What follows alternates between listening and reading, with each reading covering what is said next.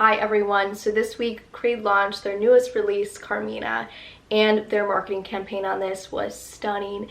It featured beautiful pink sand, women in these beautiful pink kind of flowy dresses. It was just gorgeous. I'm gonna put up some images of it. And from the marketing campaign, I was like, okay, here we might have a bit of a soft, woody, kind of delicate new scent from Creed. But now that I've had a chance to test it, to smell it, I've had it on my skin for several hours, they gave me this cute little ribbon that they sprayed down, and I was able to pick up a little tester as well. So I have some thoughts on it now that I've been able to really let it sit on my skin and, you know, smell it on the paper. So in the initial opening, it comes across very fruity. I definitely pick up the black cherry, quite heavy in the beginning. The pepper is definitely there. There's a pink pepper note in there, and there's other fruits in there as well. I'm not quite sure, but it definitely smells quite fruity in the beginning and leans feminine and definitely sweeter than you would anticipate from a Creed. So that was really interesting to me. And then as it dries down, it does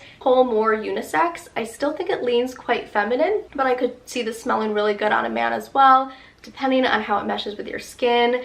I think this also is a lot more dark, seductive, and sort of like femme fatale than I was expecting.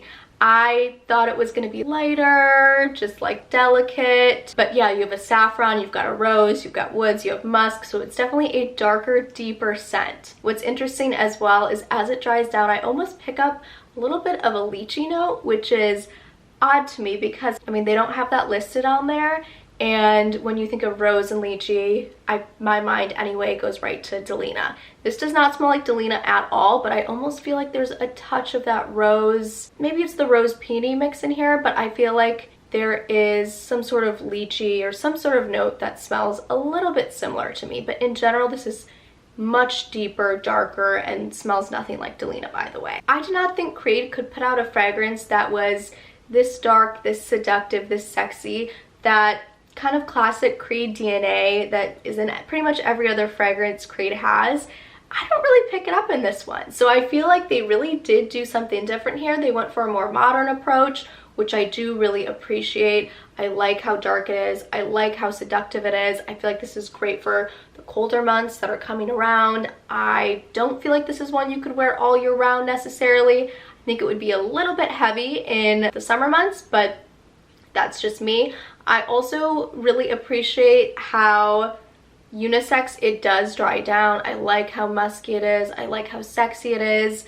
But I will say, for me, I'm a little bit sensitive to rose scents. It can give me a little bit of a headache, which is probably why I won't be picking up a full bottle of this one. I could see it being a touch headache inducing for me, and it's probably because I sprayed way too much of it, to be honest. Who knows? I was hopeful that I would pick up more of the cherry in there. The black cherry note had me so excited, but of course, as it dries down, you don't really get much of that anymore. You really do just get that rose, the saffron, the musk, the woods.